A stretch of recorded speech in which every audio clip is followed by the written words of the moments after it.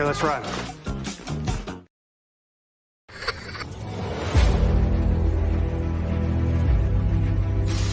Your mission, should you choose to accept it. It's a quest. It's a quest for fun. Well, The Rock says, why don't we just cut right to the chase? Okay, now he wants to get together. Well, he wants to talk. I want you to do me a favor. I want you to tell all your friends about me. It's showtime, folks! What are you?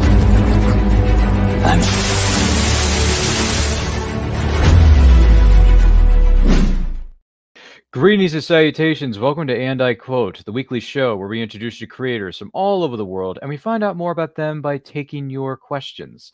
I am your host, Ryan of And I Quote channel, and our guest on this episode is indie comic creator Mark Maia is in the building from Canada. What's up, Mark? How you doing? What's up, Ryan? I'm good. Thanks for having me on, man. Oh, well, we're very grateful to have you here on this program. Now, if you have any questions for Mark as we go throughout the course of this show, let us know in those comments. Let us know in the chat. And do not forget to like and share this with all of your closest friends. And if you're joining us live or on a replay, we specifically thank you so much for being with us. With that out of the way, Mark, how were you introduced to the world of comics? Well, as just like as a hobby, there was comics I always wanted to get into as a kid, but I got into the cartoons and the movies when I was really young and the toys. But I never got into comics because I was never into reading until I hit probably like 13. And then a comic book shop opened up like literally across the street from my block. Like, so I didn't have to cross, I only had to cross the street once and it was right there.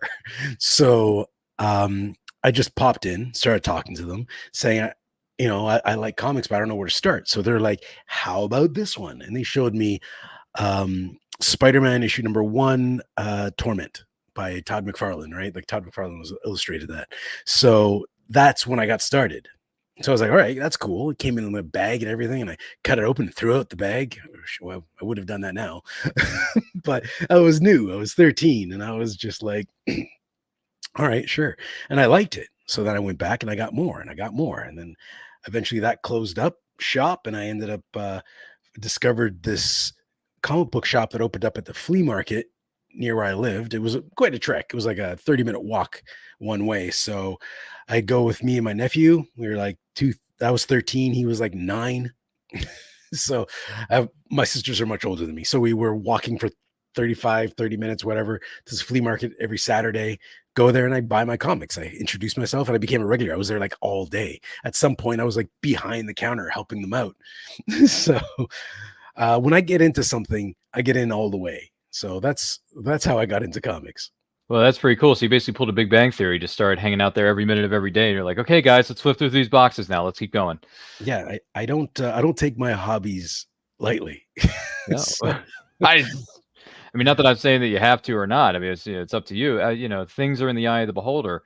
Outside of Todd McFarlane, who would you say are some of your favorite comic writers or artists? Oh, writers, I got quite a few. Brian Michael Bendis, Robert Kirkman, Mark Miller, Brian K. Vaughan. Those are Joe Hill. So I'd say those are the top of my list. Actually, just started. I just cracked open. I bought this hardcover. It's enormous. I could kill somebody with this. It's huge. It's from Mark Miller. It's a combination of his Wanted series and his Big Game series. And the book is like oversized, so it's this big thing. It's like a tome, right? Like something Indiana Jones would find. And it's hardcover. And I'm trying to read this thing in bed. And it's so heavy. Like, I don't know how to hold it where it doesn't like break my wrists. I was like, I kept putting it on my torso. I'm having trouble breathing. Like, this thing is just huge. And they try to do this clever thing where the pages, like usually when you see a big book, like from the side, it's white, but they painted the pages black, like the edges. So it's not white. But because the way they did that, the pages are stuck together on the edges. So it's like I have to peel them apart. So it's just the very edge, the very fine edge. So it's like they're ziplocked together. So sometimes I'll flip a page. I was like, this feels like a thick page. So then I like wiggle it and I get a gap and then I peel it. And it's this very satisfying like sound. And it's just the edges because it's like whatever black they used just all like fused. So it's like every other page is like fused together. Jeez, got to be careful with these things. I gotta say, it tears apart easily enough. Like it just it's very satisfying sound, but it gets annoying because it's a thick book. And like doing that every other page, you're like, I just want to, and some pages you can get, other pages you can't. It's like trying to find like the tape end, the end of the tape, and you're like, I just can't get it. It's driving me mental. And I was like, is the next page worth it? Is the next page worth this tick? You know, like I'm just there. Anyways, that was yesterday. I just started reading that yesterday. Jeez. All right. Well, you just got to break. It's like breaking in a new pair of shoes. You just got to break in the book a little bit. Just do it like a Band-Aid, one motion, right off. One of those things. I don't know. But what would you say are some of your favorite comic book based movies or TV series? Oh, good question. Well, I like The Boys, but I've never read the comic actually. It's one of those that was like always on the list and I never got to it, like many. So but I really like the series. I haven't seen Generation V or the last season of The Boys yet. I've been really busy, so like my extracurriculars are being kind of pushed aside. So like my reading comics, I'm playing video games, whatever is just kind of shoved over a bit, but I'm freeing up time, hoping to catch up onto that. But things I can tell you one thing that isn't. I love Lock and Key, the book. The show is okay, but I think I'd like the show more if I didn't read the book. You know what I mean? Yeah. Like I feel the show feels rushed. I never saw season 2 yet, but I like the idea of like one book is about one door, right? But one episode wasn't about one door. It was like a bunch of things. So I don't know about that, but I'm trying to think of ones that I like. Well, the MCU, you said you're a Star Wars fan. Yeah. The MCU is my Star Wars. I love big budget movies. I do. Like I like Star Wars, but I wouldn't say I'm a Star Wars fan. That's right? okay. We can still be friends. It's fine. And I like it. And I like Marvel. I like DC and Marvel for different reasons. So I get it. So, but the MCU, that's what I've always wanted to happen, right? I always wanted that to happen well. And I'm a huge Spider-Man fan. So seeing those characters come to life. So I'd say the MCU is my biggest thing, And because usually when something like there's good adaptations of things, like I like the Walking Dead show, but I don't like it better than the comic book. So it's hard for me to say like one that I think's really good. And there's some I'm looking forward to that didn't work out. I think there was Why the Last Man was in talks for a show for a while. I don't know if that worked out. I don't know if that was just a rumor by Brian. No, it was streaming on FX or Hulu because Why the Last Man actually happened? Yeah, it did. It did. We don't have Hulu. Yeah, Hulu combined with Disney Plus. # not a sponsor of this program. But it's all on Disney Plus now because all the stuff that was on Hulu is now combined with Disney Plus's content. So if you want to watch something that was on Hulu, it's on Disney Plus. You're gonna. By the way, I've found some stuff that I never thought I would find on Disney Plus now. So thanks for combining your forces because now I'm able to stream certain things that I haven't seen in a long time, and I can rediscover those things and go back and watch them. So no, because I heard about when they were like pitching the pilot for Why the Last Man. I didn't think it actually got made. Well, I'm excited now. Yeah, I believe it did. Yeah, there was a trailer that came out for it. There were some episodes that dropped on Hulu at the time before they combined with Disney Plus, of course. Yeah. But yeah, you can. I'm pretty sure you can find it. If you have any questions, consult your internet dealers. Because I don't know. I don't have all the answers. But I will say that Brittany Maia believes that The Boys is so good, or maybe she's just referring to this interview. I'm not sure. I don't know what she's talking about, but yeah, that's my wife. Oh, because I knew that name sounded familiar. Maia? Wait a minute. Isn't the gentleman on our show called Maia? Yeah, he is. I'm in the thumbnail. Yeah, it's in the thumbnail for Pete's sake, because we know what's going on. But thank you, Brittany, for sharing your thoughts. And if you have any more questions or comments, by all means, let us know. Oh, and in case my son is watching, hi Xavier. Hey, buddy. Did you name him after Charles Xavier? Yes, I did. Dude! Okay, I love that. You know why? Because one of the Marvel properties I'm a big fan of is the X-Men. I freaking love X-Men. I mean, there are so many ways that you can take that story of those characters and relate it to so many things that are going on in the world right now. And it's just a really good analogy to use too. So, and Brittany Maia says, yeah, he's waving. Yeah, there you go. See, things are happening, folks. Things are happening between family members inside our studio and outside of our studio. So it's happening. But no, X-Men is great. I mean, I've been a fan of it since '92's original animated series on Fox Kids. I'm a '90s kid through and through. I grew up watching that. That's what introduced me to X-Men and introduced me to Spider-Man. Introduced me, what was it? Some of the other characters like the Incredible Hulk. There was an Iron Man animated series, but by the way, both series aren't very good. They tried. They There's a lot tried. of those that weren't very good. There's- Like but Stan they Lee did a tried. narration. Yeah, like Fantastic Four. I don't know. Like, Spider-Man, I think in 94 was fantastic. I love Spider-Man 94 and I love yep. X-Men 92. And even X-Men 97 I thought was boss. So, hey, like well done, Yeah, guys. I watched the entire. I watched all the original series over before '97 was released, and Yeah. there's actually one frame, and I Mhm. caught it. Oh, It's on did you? Disney Plus, where it says there's a big yellow message on it that says like something like remove this frame or temp frame, and it's in the series. It's in Oh, that geez. episode. And but yeah, it's just one and I saw it and I was like, wait a second, and did a frame by frame, and I was like, yeah, this big block text is something like remove this frame or cut this frame or something. There's a note on it, but it's in the episode. Jeez. Hey, more fun facts here on this program, simply known as, and I quote with the guest of honor, Mark Maia, hashtag he's a big X-Men fan. Do not forget to like and share this with everyone you know.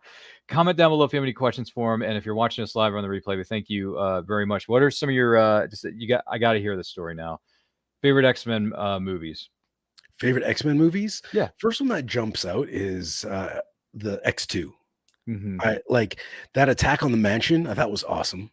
Yeah. When they raided the mansion, Yeah, that was great. Stryker guys, yeah. That was the first time you see. I felt like Wolverine was like, yeah, like he got that protective, like Papa Bear Mhm. type of mentality. He was just protecting all the kids and just like slashing them up. I thought that was really cool. And I also liked was it First Class? Is that what it was Mhm. called?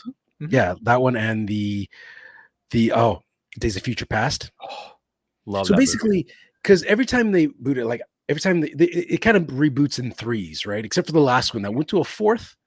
Yeah, they went to a fourth. It was Dark Phoenix. Nobody wants to Yeah. talk about it. So So- let's not. So it's like the first X-Men, I liked it. I really liked it. Second one, I liked more. Third one, did not like.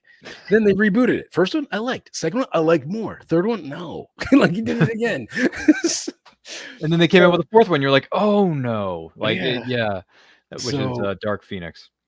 Yeah, and so yeah, those as far as X-Men movies, those are the ones I liked. I'm excited about them entering the MCU, and the MCU though, like they're coming at a bad time. Like the MCU is a bit of a mess at the Yeah. moment, and I think they got to get over everything's got to be funny.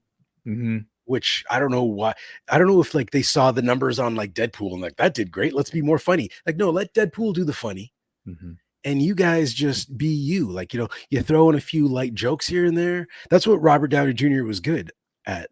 But I'm afraid them bringing him back is just them trying to like reignite that. And I was like, no, I don't know. Like, I love Robert Downey Jr.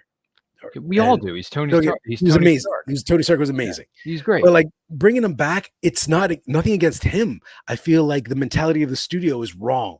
Yeah. They're like, we just got to pull back, and then we got to give him again what we gave him before. It's like, no, that's not what we need. We just need you to just make good movies. Just stop trying to be funny. That's Yeah. for me. No. I completely agree with you. This is one of the things that not a whole lot of people talk about, I guess, on their podcast, depending on who you look at and who you ask. The MCU was, for me anyway, it was really, really good. And then Endgame came along, and Endgame was a great, Endgame type movie, like a big period at the end of the sentence, at least for me anyway. Now, I know a lot of those characters are already booked for, other movies and sequels and spinoffs and everything else. But I'm just kind of like, I don't really care anymore because Endgame was such a great endpoint, at least for me anyway. Now, I don't mind watching other stuff outside of that, but the only thing I've seen post Endgame is Falcon and Winter Soldier, the miniseries was on Disney Plus, which I actually liked because it was dark, it was gritty, it took things seriously, but also added a few jokes when it needed to. And I'm like, where's that MCU?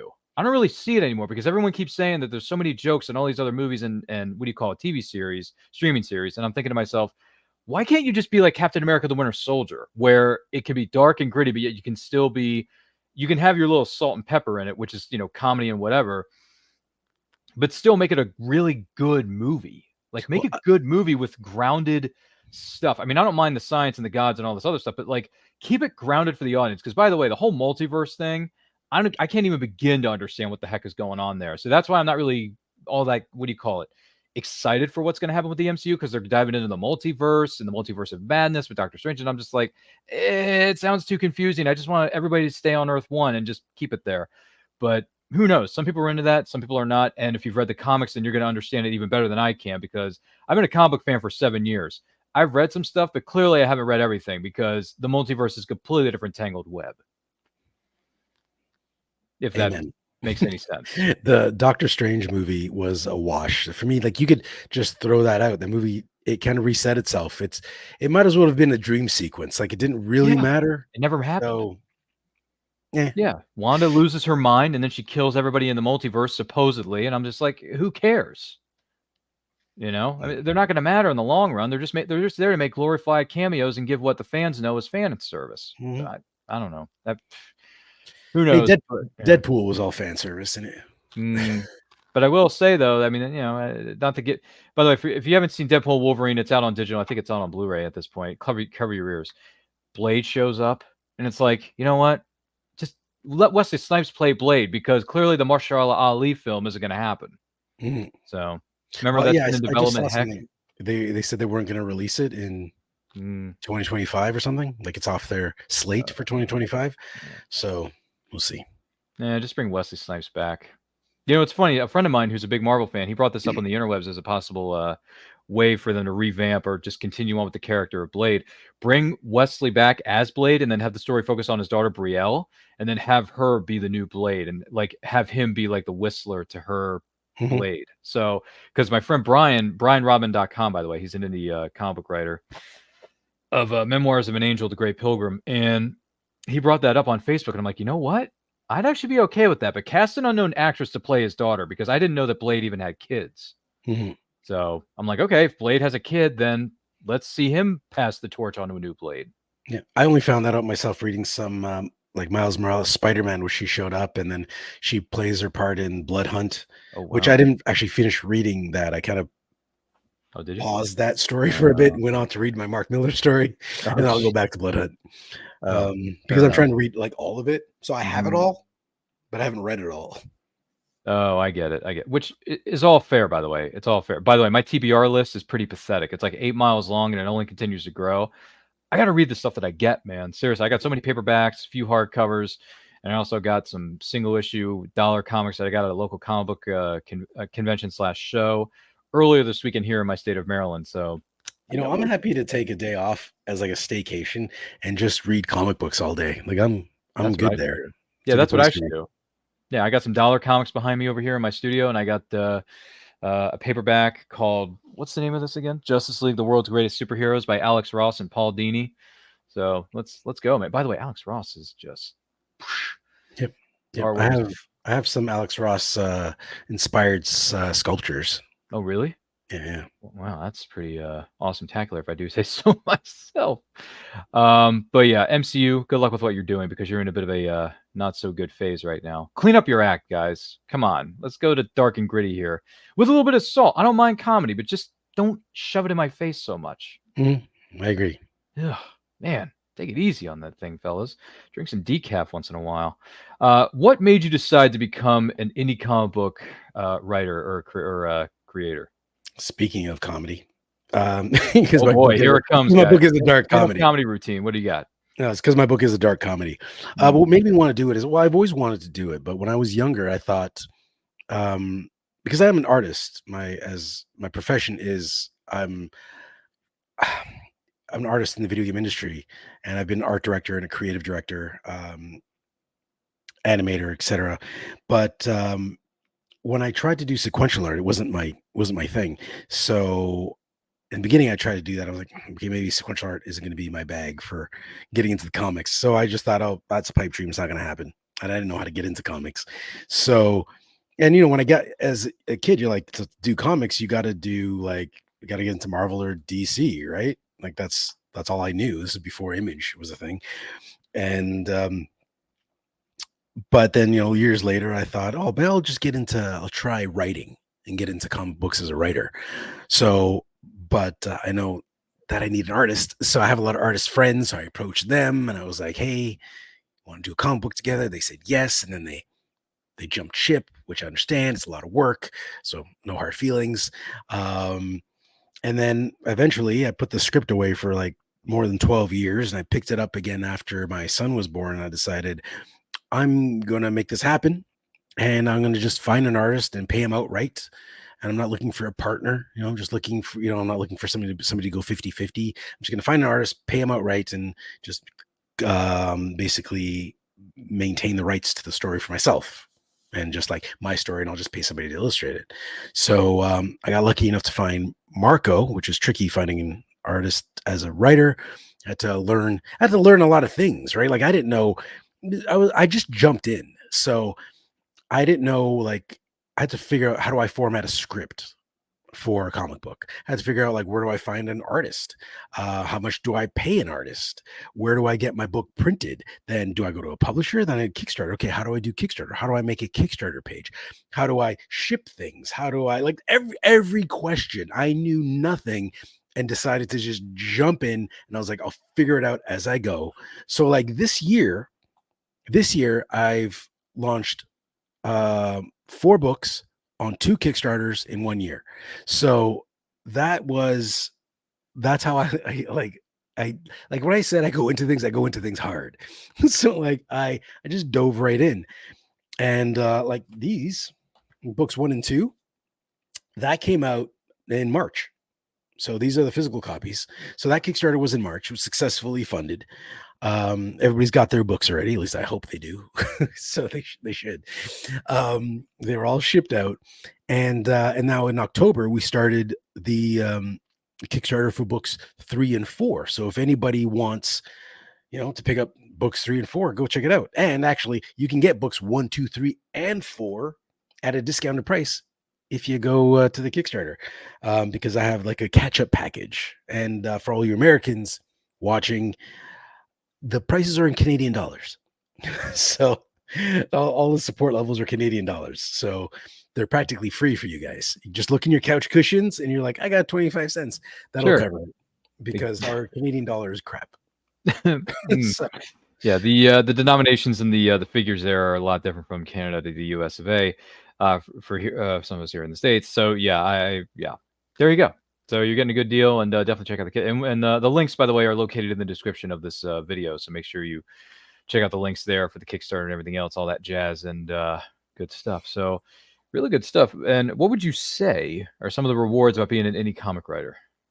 Some of the rewards about being an indie comic writer? Yeah. Well, it's and once you get past all the heartache and the stress, the hard work, the rewards are just, for me, it's nice to get something done and put something out there that people enjoy.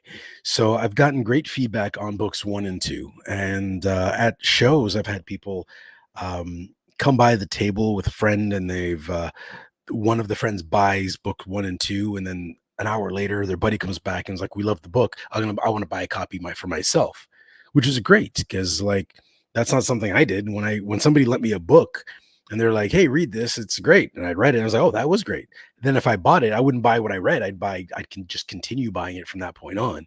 It never even occurred to me. It was like, because for me, I was like, I already read it, right? Unless it was a collector's item thing that I was trying to like hunt down. If I read the story, I usually don't go buy it. So I take that as a huge compliment. And it's a great feeling, right? To create something that people are like, oh, I like this. And so that's the greatest. Like, it's great to get your own story out. It's nice to be able to tell your own story how you want to tell it, and not be limited to somebody else's rules.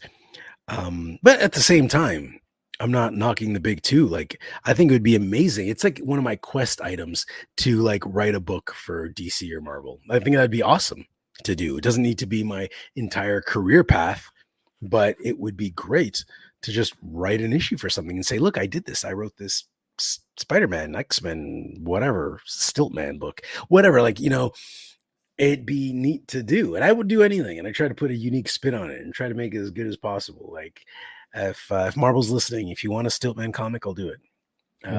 There you go. Isn't he dead? There was a Stilt woman. Or, oh, no, really? I think actually, didn't they have a name? It was like Stiltman Girl or something like that. Oh my god, the name was ridiculous. I can't remember what it was. Jeez, how corny are we going to get with these names here, Marvel? Not really sure about that one. I'm not, like I said, I've only been reading comics 7 years. I got a lot of characters I need to do some research on, read up on, whatever. Just, one of these days, and this is something I wish would happen, but it's never going to happen, is that I just want to lock myself away in a room somewhere where there's nothing but books everywhere, whether it's books with words written on a page, because I have a lot of good indie author friends out there who I would love to read some of their work. So don't get me wrong, and you know who you are, guys. But there are a lot of indie comics and some other comics from the big two, and maybe some other what do you call it, publishers that I want to read.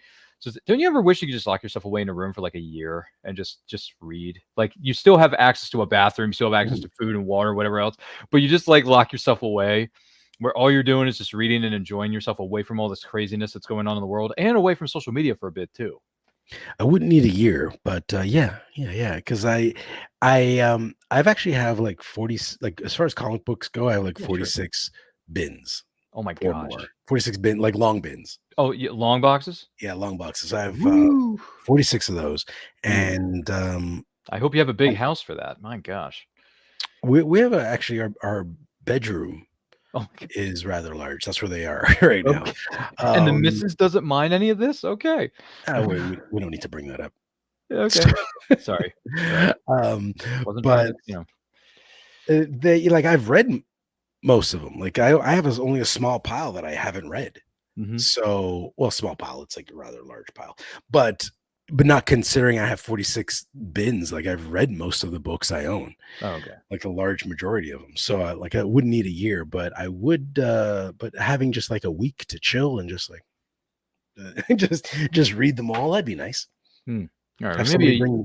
Maybe a year is pushing it. I'm sorry, but you know. Well, I wouldn't mind a situation where people. Oh, she says, "LOL, it's fine."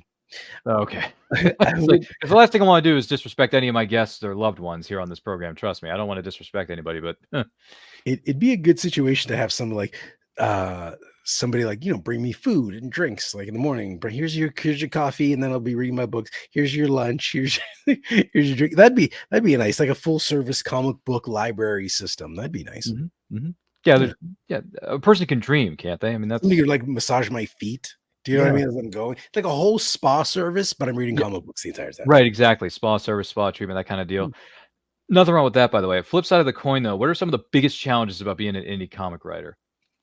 Oh wait, well I think I've touched on them a bit. Is coming as a writer, finding an artist. That I'd say that's the biggest challenge because assuming like there's two. Once you start writing, that's the biggest challenge. Getting started is a huge challenge as well because a lot of people out there with ideas and like I want to write this book, I got this idea, but they haven't started. So it's like if you haven't started, then you need to start. But once you start, then finding an artist is tricky. And you can say like there's a lot, and I say it's tricky, but it's like finding the right artist for you. And especially for me, I'm like at this time in my life, I don't want to just take a chance on anybody. I don't want just anybody to draw my book. Like I have a vision for what it should look like or what the art would what kind of art matches so-called living, what kind of art matches my script. And in my head I always thought like Humberto Ramos style, right? And Marco kind of has that. No, I wouldn't mistake his stuff for Ramos's stuff, but he's got that kind of exaggerated body proportions and facial expressions and just overall expressions, even body expressions. And Marco has that. So when I found him, that was excellent because I was looking for that specifically. But what there's a lot of out there, and let this be known to a lot of artists out there, there's tons of anime style art, like manga, that's what I got a lot of when I asked on Twitter, hey, I'm looking for an artist. Like say 95% of what people sent me were manga style, like teenage romance art styles. Like that's what I got, which is fine. And because even that, there's levels. There's artists they're not very strong artists, but they're trying to get in. So I understand. You got to start somewhere. Not everybody's equal. So to say that like, oh, all artists are brilliant. No, they're not.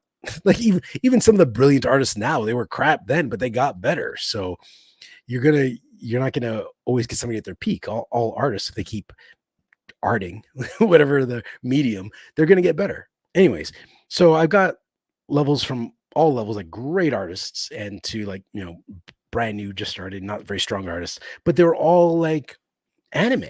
And I was like, that's not what so-called living needs. That's not the right art style for so-called living. So I was struggling to find the right one, and then trying to figure out like, how much do you pay an artist? Like, I don't know. And then you get some of the numbers, because I know artists that are like professionals in like the video game industry, and they work all day. So for me to get them to work all night, the dollar amount per page was way more than I could afford. So I was like, okay, so let's find something a little more, somebody that's a little more amateur, you know what I mean? Like, doesn't have as much experience. That's not like, well, because you're paying for a 20-year vet. Well, yeah, I don't need a 20-year vet. I need a brand new person that's good. That's the kind of spending, or the money I have to spend on this. But I got lucky because Marco does have experience, and he's in Italy, and the cost of living is less there. So getting an artist from there, it costs a lot less than getting an artist in North America. And some people could, I like, I haven't had this yet. I could imagine some people would be like, like, Bob, you should support local artists or North American artists. I was like, great, then maybe, but I can't afford them. That's a great idea, but maybe somebody else who can afford them can support them, because I can't. So, but Marco was great. So he was a great find. And yeah, so I think that's the hardest challenge. Sorry, I know I went off on a tangent there, but No. finding an artist is the hardest challenge as a writer, Yeah. getting into indie comics. Mm-hmm. Right. And once again, and thank you for sharing that with us. Once again, we are here with Mark Maia on this episode of, and I quote, "Do not forget to like and share this with everyone you know. If you have any questions for him, let us know in those comments. And if you're joining us live or what is known as a replay, we thank you specifically for being with us all the same. If someone's unfamiliar with so-called living, what exactly is it, and how did this come about?" Oh, so-called living is a different kind of vampire story that takes place in a world where the extraordinary is ordinary. And books 1 and 2 lay the groundwork, and they tell you Jack's origin story. Now, in this world, vampires, werewolves, zombies all coexist with like us normies. And it's not an apocalyptic future. It's just like a time like ours. This is where we're living. And nobody's in hiding. Everybody's out in the open. We're all good with each other. So our story starts off with Jack getting turned into a vampire, and it's a dark comedy. So in the beginning, the issues he comes up with are very comical. Like, the first problem he comes across after turning into a vampire is he can't get into his apartment because he can't be invited in. So he can't get into someone's apartment complex. So he's locked out. So he's homeless. And he covers that in the first issue. He's like, "Now I'm homeless. I'm a homeless vampire." So he can't get in. And then issue 2 continues him trying to like learn to adapt to this new way of living, and he calls on his friends for help, and his friends are morons, so they're not very much help. And while he's trying to deal with this, the mob, who they are very serious, they are not jokers, they get wind of this new baby vampire in town, and they are very interested, and not in a good way. So they're hunting down Jack while he's trying to get his life together. And that's where 1 and 2 leave you off. And then 3 and 4, which is the Kickstarter now, that'll run until the end of October. 3 and 4 lay down the groundwork for a much bigger story.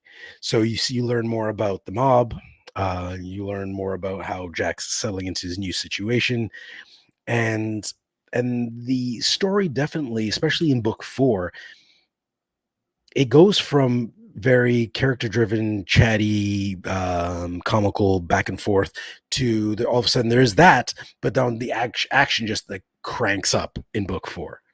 So, and we also see the return of Nick and Casper, were like 2 vampires that showed up in the first book, and they were very popular, and they make their return in book 4. So, because they were absent book 2 and they're absent book 3, so they'll come back book 4. So that's the story, and because I wanted to create this world where anything's possible, and that's what happened. That's what came out. Oh, I can totally dig it, man. I can totally dig it. And David V. Mamina of Mamina Books and Games has a question here. He says, "As a writer, one of my greatest challenges is marketing. Do you have any advice as a successful writer yourself?" So, when it comes to marketing, I've tried to do a lot. I've tried a lot of different things, and like in the beginning, like I said, I dove right in. right? 2 Kickstarters, 4 books, 1 year. And I tried to do paid marketing. So I paid to promote the book and get it out there. And I didn't really get that much return on investment. So from the paid ads. But then I also did a lot of joining groups and trying to get feedback from that. And the groups I joined, I found that I got more attention from groups that weren't other indie comic creators. And I could only like speculate as to why that is. Like because there's tons of indie comic book groups and like promote your books, but everybody's there promoting your book. They're not necessarily like my guess is they're not there looking to help you out. They're out there looking to help themselves out because that's why I'm there. I didn't join I didn't join the group to be like, oh, who can I help out? I joined the group with the mentality. I'm trying to be as honest as possible. I joined the group to being like, I want to show people my stuff's out there. And I'm all game for supporting indie. I do, but you can't support them all. So obviously, because there's so many. But I do support indie, and I don't blame people for on those groups for not, because we're all in the same boat, right? We're all people doing the same thing. Like, hey, look at me. So, but I found I had more success joining groups that were related to the topics of my book, but not necessarily comic book indie groups, like groups for people who just read books, or so like author pages and not necessarily comic book related, or maybe like vampire fans and things like that. So I've started like joining those groups and trying to get in the conversation and trying to get the word out about the comic. But honestly, like I'm still trying to figure that out. And book 1 actually did like book 2 funded in under 6 hours, which is great. But book 1 also funded, but it took 33 hours, but it did more because it did more. Book 1 did more than book 2, but at the same time, I had like 180 something followers for book 1. I had like 80 something followers for book 2. But the reason for that is I had book 2 up for like 2 months or less on Kickstarter as like a follow page. But book 1 was up there for like 6 months. So I was promoting it for a lot longer. So I would recommend like get out there early, get your follow page up if you're going to do Kickstarter, and join groups and get people following your book early, because that really made a difference. And I didn't do that on purpose. That wasn't a strategy. Because originally I was going to launch the Kickstarter in November of last year, but then doing my research, November is not a good year to start a Kickstarter. The earliest to start a Kickstarter is March. The best month apparently is May, and your last good month is October. And this is from the research I've done. So that's why book 2, I was like, I think I can get book 2 out in October, which I did, which is great. Not book 2, sorry. Kickstarter number 2 for books 3 and 4. So I was able to do that. But yeah, if I learned anything, it's start promoting early.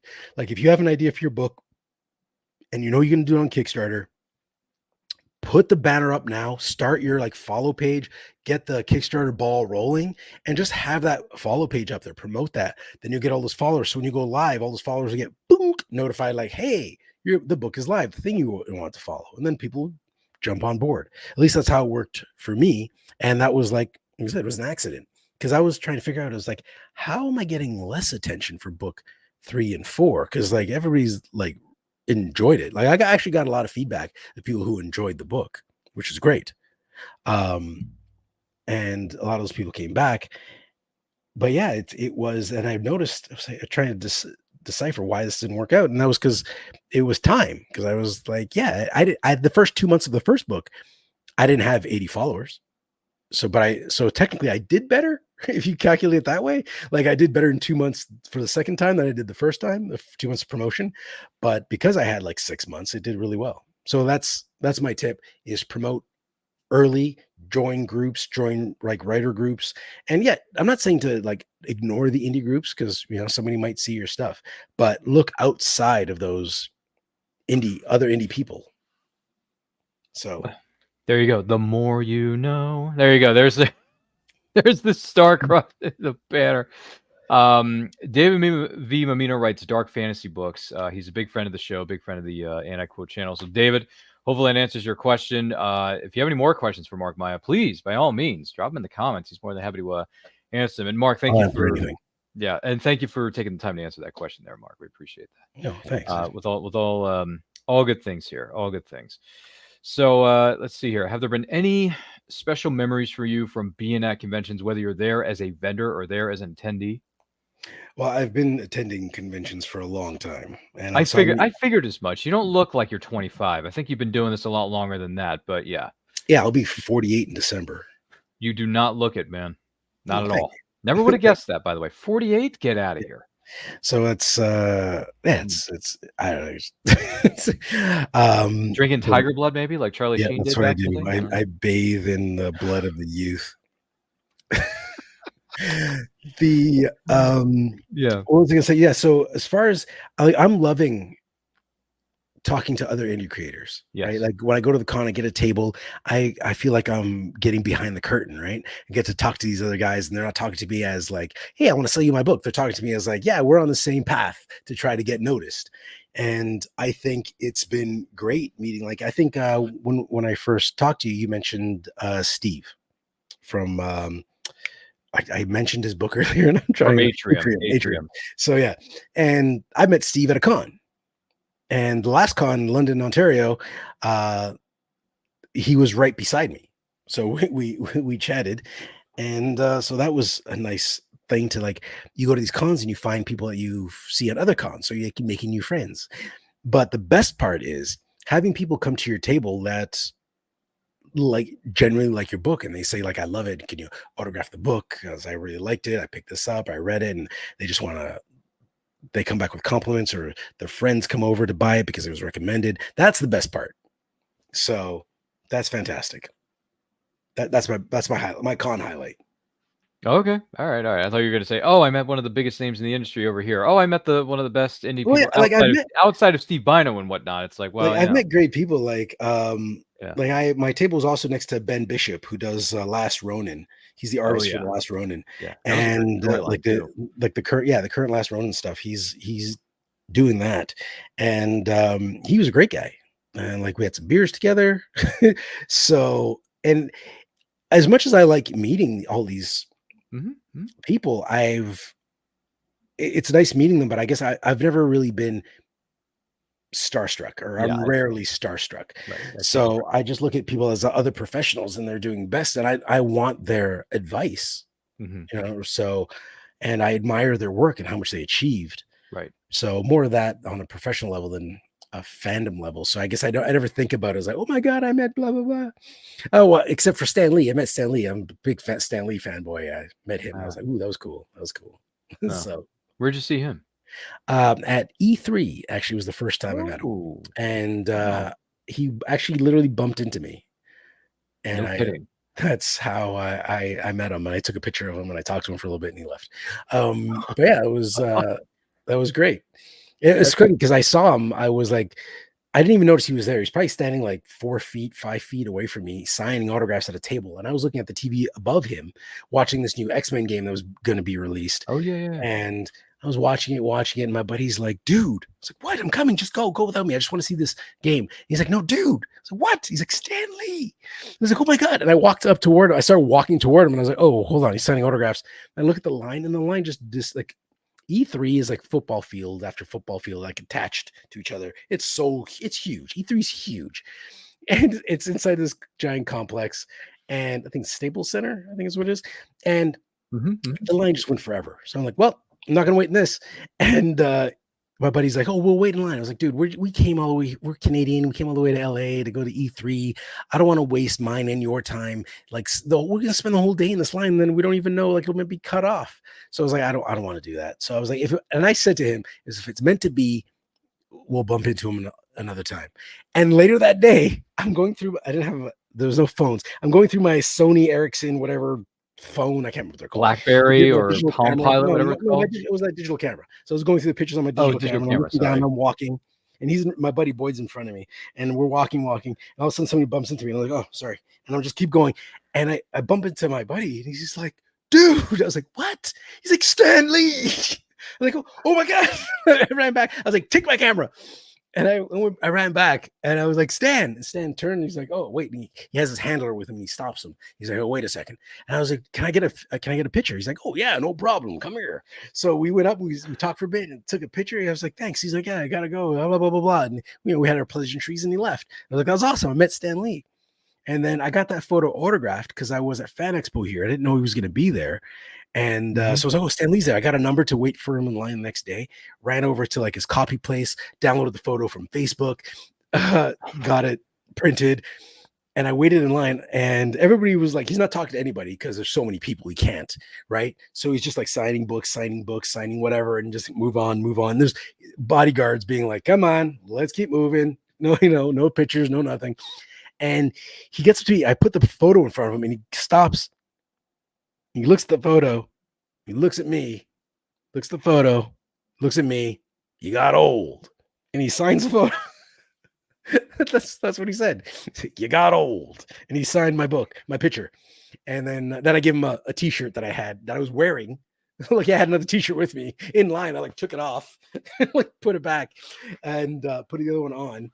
And he signed my t-shirt. So he signed my t-shirt and that photo. So I was like, that was great. But that was the only person that I saw him talking to, and that's what he said. I got old. You got old, and I have that on tape. Not tape, on recorded. I had my Razor phone. No way. And I had it like open, and I had it in my pocket, and it was recording Stan Lee. So I have him looking at me and saying that line. You got old. That's great. That's So that's. I'm surprised he didn't drop an Excelsior on you as you were leaving the booth. No, he wasn't doing any of the fandom talks because there was like so many people. He was just like bam, bam, bam, bam, bam. He was barely looking up at people. Like they were just giving the books. He was just signing. Yeah, and the handlers were just like stormtroopers. Move along. They were like, don't fuck around. No photos, no nothing. Let's go. You do anything, they're like out. You try to talk to Stan Lee too long, they're not giving him. He's like, no time for stories, sir. Put your books on there. That's too many books. That's your limit. Go next. Right? They're like, it was great. So they were just like a machine. So I'm happy I got his attention. That's a great story, man. Thanks for sharing that with us. That's boss. I think the photo got his attention because it wasn't one of those photos that was like you pay $80 to pose with Stan Lee against the thing. Like it was out in the wild. Like I just bumped into him at E3. Right. And I have the picture up on my wall. Really? It's like a bunch of family photos and then me and Stan Lee. Anybody asks them, they're like, "Oh, it's my granddad." Your granddad. Oh my God. Dude, that's awesome. Dude, that's no, seriously, that's awesome because I saw him at AwesomeCon in Washington D.C. and that was one of his last appearances before he tragically passed away. Stan Lee, unfortunately, is no longer with us, but he had a heck of a run though. I will say that he had a heck of a run, did a lot of good for the community, did a lot of good for comic books, and him and was it Steve Ditko, Jack Kirby, all those guys, like they busted their behinds like nobody's business, turning out comics every week, every day, every month. I mean, man, you got to give it to the man. And I was like, man, one of my biggest regrets is just at least not saying hi to Stan Lee and just saying thank you for what you gave. I mean, I know he knows this because so many fans have said it to him over the years, but I'm just like, if I had that 1 minute, just a quick minute with Stan Lee, I would have said to him, thanks for what you did. I grew up on Spider-Man in the 90s. I love it. It's good stuff. And then to see it adapted into live action in 2002 with Tobey Maguire, Kirsten Dunst, Sam Raimi just killing it, knocking it out of the park. I mean, I just would have walked up to him and said thank you because Spider-Man was one of my biggest like characters growing up, like guaranteed. Yeah, me too. Same. I got a life-size around the corner. I have a life-size plushie Spider-Man. Oh, you see? Yeah, really? He's sitting in a chair. He's bigger than I am. Oh, really? He's bigger than you? Yeah. Okay, I don't see how that's possible. All right. One of these days you're gonna have to send us some photos of these things or send us to your social media. I gotta see this stuff, man. This is some cool stuff. The photo of Stan Lee, the Spider-Man. It's a fluffy. No, it's a plushie. Excuse me. This isn't Despicable Me. Okay. Gee whiz, that's great stories though, man. Seriously, that is just Excelsior, as Stan Lee might say. He's great. I sat in on all his panels and everything. Like if I could ever get close to him, I just went and sat and listened to him talk. It was great. I was so sad when he died. Yeah, very, very sad. Very sad. But hey, he had a great run. We wish you wish him the best. And there's a lot of cameos from him in the past too, whether it's Mhm. Mallrats or the MCU movies. I mean, the guy's made millions of cameos over the years. So Yep. have at it. Some you wouldn't even think he would make, but he did. He makes cameos in most of the Marvel properties. So make sure you check that out on social media for sure. Once again, we are here with the guest of honor and X-Men / Spider-Man, amazing Spider-Man fan known as Mark Maia. Do see what I did there? Do not forget to like and share this. And if you're watching us live on a replay, thank you so much for being with us. If you have any questions for Mark Maia, let us know in those comments. Let us know in the chat. So these questions here are going to be brought to you by our good friends at poddex.com. So Poddex wants to know, if you were stranded on what is known as a desert island and you can choose one person, just one person to keep you company, who would it be? I believe I have to choose my wife, Ryan. Mm-hmm. That's fine. Yeah, final answer. No worries, no worries, no worries. And what about one animal? One animal? Yeah, that you can have on the deserted island with you. Is he guaranteed to be my friend? Yeah, sure. Why not? Okay. What are you going One for? animal. Does it have to be a real animal? I mean, if you want to kick it towards the fantasy realm, it could be a fantastical animal. It doesn't have to be real. All right, then Rocket Raccoon. What kind of plan do you have? I have a similar. What percentage?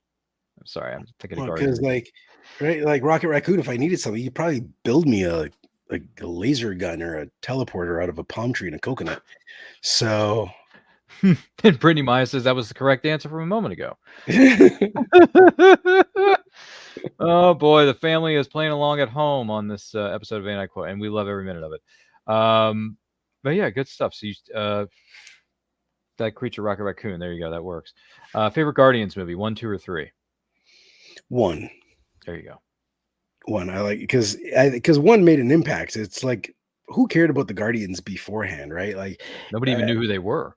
I knew they were, but I had no interest in the Guardians. Like that first comic book cover was gross. Like the first Guardians issue was just gross. So as a collector, I knew who they were, but I was like, I don't want this. And like I knew Drax. Drax was the character I was the most familiar with because he was part of the Infinity Watch, but he looked completely different. And before the movie came out, they revamped everything. So I saw him again, but I didn't even realize that was him. And then when I watched the movie and they're calling him Drax, I was like, that name is so familiar. And then I looked it up and I saw what he looked like. I was like, wait a second. I know this character, but he looked completely different. He was like green. He had like a purple cape. So it was completely different. He was more like a Hulk character. And yeah, so that was, I did know the Guardians beforehand, but I never read them before that. Hell, even after I never really read them. So I've read some since the movies came out, but they're just not part of my regular reading routine. Yeah. Okay. Fair enough. Fair enough. Well, in case you were wondering, Guardians of the Galaxy, the first film, turned 10 this year. And our good friend Case over at the Dutch Star Wars guy on YouTube.com did a 10th anniversary watch along on his channel not too long ago. So if It's already been 10 years. It's been 10 years since the first Guardians came out. Yeah. I know. Time flies when you're having fun, my friend. I mean, 10 years ago, the Captain America Winter Soldier came out too. Did that have the best intro? That was the best intro to the music, to the soundtrack, where Star-Lord is just dancing in the cave. Yeah, that was the best intro. And the callback in Endgame was great, where you see him dancing, but there's no music. Like it looks like an idiot. Oh yeah. Because they're watching from behind the rocks. Thought that was awesome. Yeah. That was good stuff. Well, feel free to check out the Dutch Star Wars guy on YouTube. He did a 10th anniversary watch along with some good friends of ours over there. So feel free to check him out. Once again, thank you, Case, for all your hard work with the backgrounds and the thumbnails of this show and everything we do here at Anti-Quote Channel. How much would someone have to pay for your little toe, Mark? For my little toe? Yeah, how much would they have to pay you? Could be Canadian or American dollars. Doesn't matter. It's going to have to be American dollars. Okay. I'd say I'd get rid of my little toe for $600,000. Okay, there you go. Nice, even. That's a minimum, and I have to consider it. Like $1 million for sure. 600,000, I have to think about it. Because money, $600,000 great, but I also like my toe. And money for me has never been like the driving factor. Like I want So-Called Living to do well. I'd love for it to make a lot of money, but not so I can have a lot of money. I want it so I can continue making more. Right? Like money's never been my driving factor, but I want it so I can continue creating things. That's the only reason. I don't want to be like the richest guy in the cemetery. It's the number of the bank account doesn't matter. It's more the experience of the life it allows. That is what matters more to me. That is very respectful as well as admirable for someone to say on this program and any other program for that matter. But if everything in your house had to be one color, what color would you choose? Something that wouldn't drive me crazy because my favorite color is red, and we have a lot of red in this house. Actually, You got a red hat. I see there's a red bag behind you, whatever that is. I can't see what that is back there, but what over here? yeah, the bag. Yeah, or is it a bag, a box, that's whatever? Deadpool. Oh, that's Deadpool. Okay, never mind. That's Deadpool. And I actually, these chairs here, they're all black except the one I sit in, which is red.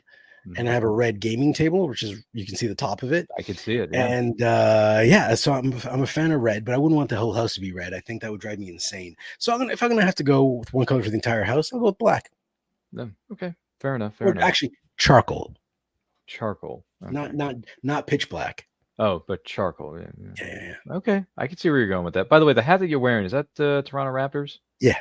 All right, I figured as much because it's got. I mean, it's a basketball, but it's got like a ripped, kind of like, fossil kind of thing going. And I'm like, is that a Raptors thing, or am I thinking of something else? I'm not like a big sports guy, but I gotta support the local team, right? So I gotta support even though I don't live in Toronto anymore. I feel like there's a loyalty that I need to support the Leafs and the Raptors and the Jays. So okay, kind of like a David Putty thing. Go support the team. Yep. Yeah. Sorry, that's a Seinfeld reference. If you could look through one person's email without them noticing, whose email would you want to look through?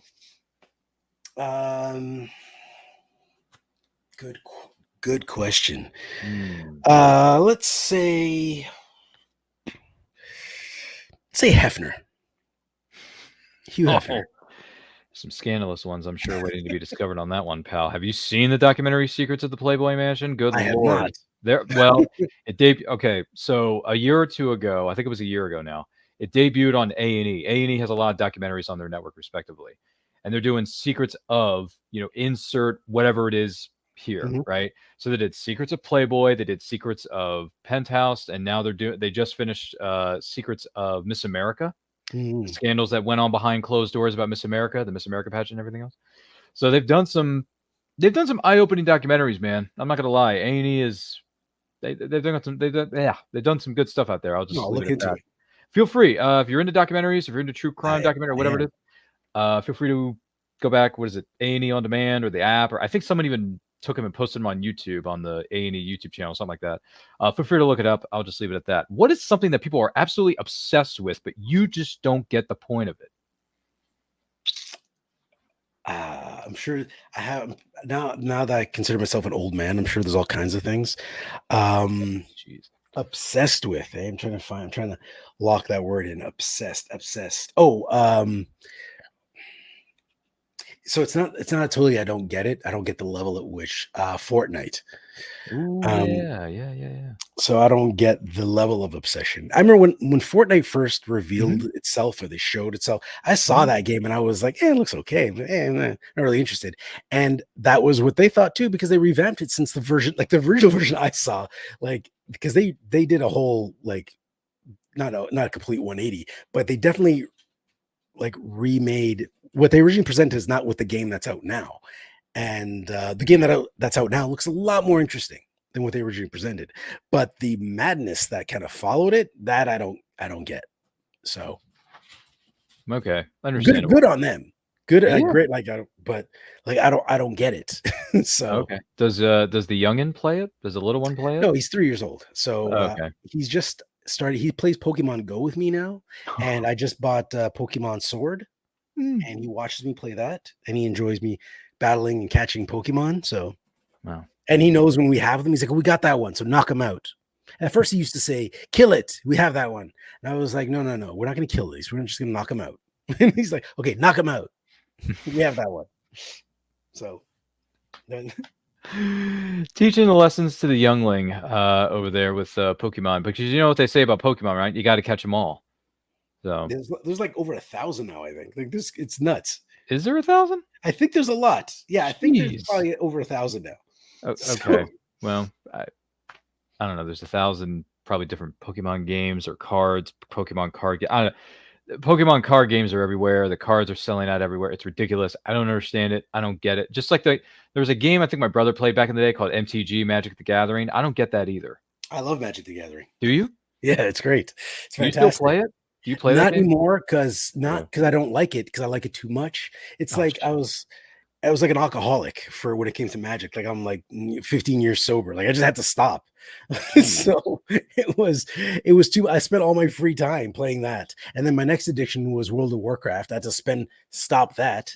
So those things I love. Those are things I love that I had to stop. I gotta take a step forward and leave some stuff behind sometimes. David Mamina has another interesting question. Which villain is the most relatable? I guess which villain overall in general, whether it's a comic book villain, maybe a movie villain, something like that, or maybe a comic book villain. I'm not sure.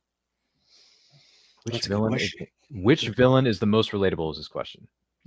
Good question. Relatable villain. I feel like I have a plan, like I have an answer for this sitting in my subconscious, and I can't figure it out. It's a good question because first thing comes to mind is like Batman's gallery of Mr. Freeze gallery. Maybe like that's what comes to mind first. Yeah, but I don't think I feel like there's a villain out there somewhere that doesn't have superpowers that I'm like, oh, I get it. Like things went bad for you and then you lost your shit and you started and you hate these guys.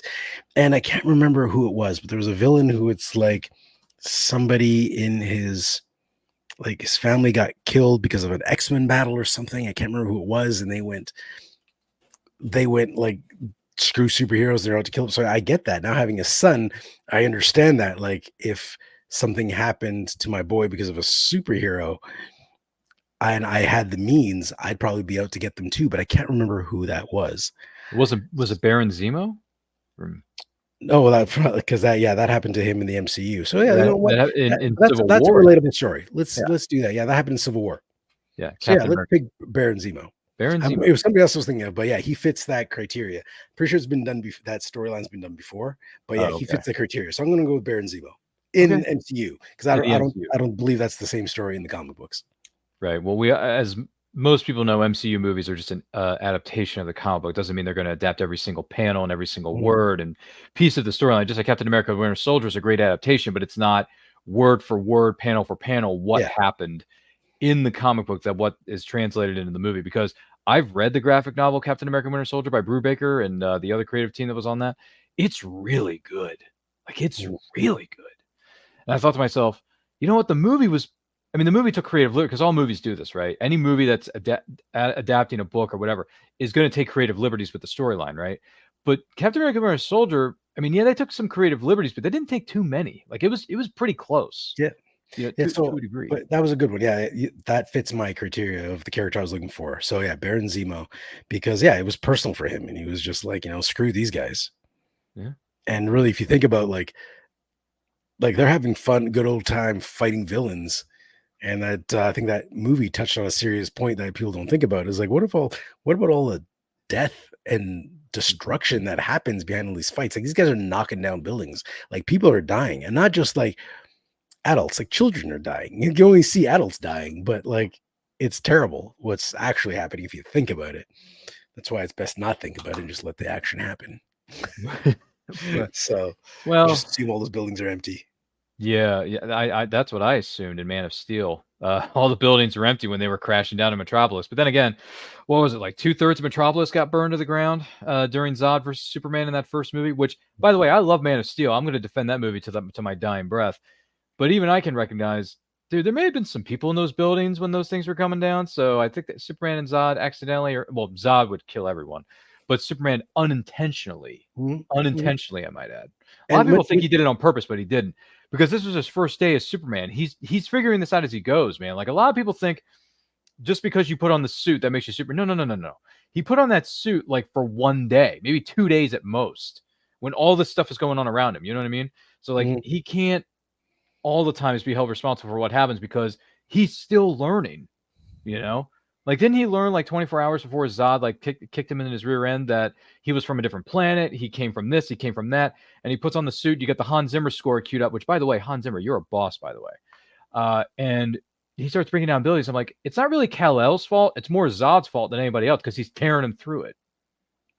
The whole Metropolis gets wrecked so often That's true. in like the comics. It's ridiculous how It often really that city gets destroyed. Well, I'd never want to live there. Like why is anybody live? Just move. Just give it to the villains. It's yours. Yeah. Just take it. Like, I'm just gonna go. Like Smallville's a much better place. Less less instances of chaos. true, but most of the small town got destroyed in Man of Steel. You got to admit, man. Like, you had the gas stations blowing up. You had the Walmart, which, by the way, that was a nice product placement for you guys, by the way.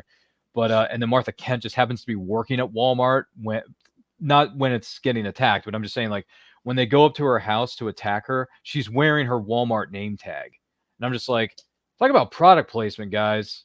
Really, Walmart? Okay. I just thought it was interesting. Product placement. That's what movies do, right? It's what they got to do to pay the bills. It's called marketing. Goodness gracious. Well, I'll tell you something. This has been super, is the word I'm going to use to describe this. Mark, it has been great having you here on what is known as And I Quote. We appreciate you being here and taking the time to share with us more about so-called living and everything else that's going on in your neck of the woods of Canada. And David Mamina and some other family members in the chat have done a tremendous job of asking questions and just commenting along for the ride. So, Mark, if someone wants to know more about you or purchase copies of your comic books and explore some of the greatness that is so-called living, where can they follow you? Well, you can follow So-Called Living anywhere, and if you want to get more of me, Board Game Coffee is my YouTube channel, and you can also look at Board Game Coffee everywhere. So either So-Called Living or Board Game Coffee, you'll find me. And the books 3 and 4 are currently available on Kickstarter, and you can get books 1, 2, 3, and 4 there if you want. And currently, that's the best place to get them because I've been doing a poor job of making them available to purchase. So, yeah, if you want the copy of the books, Kickstarter. If you want to read book 1 for free, Global Comics, you can read book 1 for free. Just go to Global Comics, type in So-Called Living, and you can just check it out. And if you like it, you can go to Kickstarter. And a little bonus I'd like to toss in there. On Kickstarter, we have these little keychains called, they're like these little buddy keychains. If you buy them, you become a member of the Blood Bunny Colony. And we make those keychains right here in the house. They're made out of black and white acrylic. And that gets you membership into the Blood Bunny Colony, which guarantees you a benefit of some sort in the next So-Called Living Kickstarter. So that'll either be a discount on your tier or a print and sticker set or whatever. It'll change per Kickstarter, whatever we can do, but it's like a little membership thing. It helps us out and it gives you a benefit for helping us out. So fantastic stuff. Well, thank you so much, good sir, for being with us, and congratulations on your book. And I wish you the best with everything moving forward, with the Kickstarter and everything else. And yeah, you got red and black there, so I dig the color scheme. Keep doing what you're doing, and we're gonna have you back here again soon because we got some more discussions I think you and I are gonna have about X-Men, Spider-Man, some other Marvel characters. I'm game. I yeah, can talk comics all day. I know, seriously. I think one of these days, you and I, whether it's another show of this, or maybe you can be on our next episode of the Meeting of Fandom, which, we gather people together and they can talk about a specific character or fandom, in this case, Marvel. That means something special to them and why. So if you want to dive into that with us, I'm game. You're invited, man. Just let me know. Okay. If I can be there, I'll be there. All right. I will get in touch with you and text you some details and all that kind of jazz. But I'm going to be talking to you here momentarily. So stick around, as Arnold might say. Stick around. My name is Ryan of And I Quote Channel. Follow me on Twitter and Instagram at RyanRPM5. Follow us across all forms of social media simply at And I Quote Channel. Do greatly appreciate it. We did mention it earlier on. The Meeting of Fandom is on the first Friday of every month at 7 p.m. Eastern Time. And then movie watch-alongs are the second, third, and fourth Friday of each month at 7 p.m. Eastern Time. So make sure you check all that stuff out. By the way, we're on the road to 5,000 subscribers. Once we do, we're going to have a great big live stream celebration that will include returning favorites. And yes, Mark Maia, Steve Bino, all those wonderful Canadian comic book folk over there are invited to be a part of that celebration when it does occur. We're going to have special giveaways that you, our incredible viewers / subscribers, are going to be eligible to win.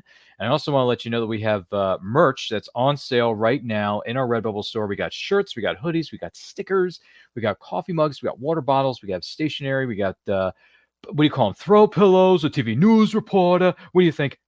Raphael, what are you doing? Sorry, I'm a Turtles fan. I love that movie, and so does Steve. Steve, or not Steve. Yeah, Steve Bino likes that movie, and I'm sure. But Mark Maia likes that movie more than anything else. So I'm sorry, I almost got a little confused there, guys. But hey, listen, this has been a lot of fun. Don't forget to like, comment, share, subscribe, ring the bell to be notified when our videos go up or they go live. And remember, life is better when supporting indie creators all over the world. Take a look.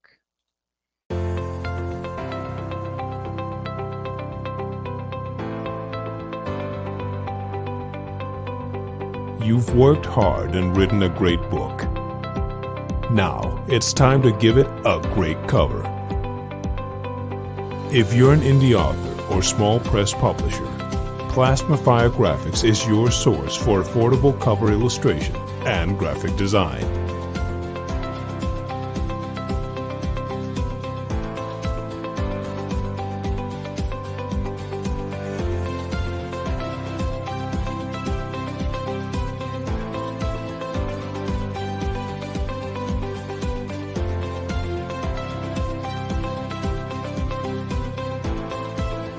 Plasmafire Graphics, when the look of your book matters to you.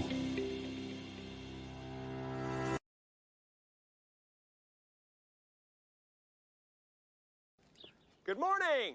Oh, and in case I don't see you, good afternoon, good evening, and good night.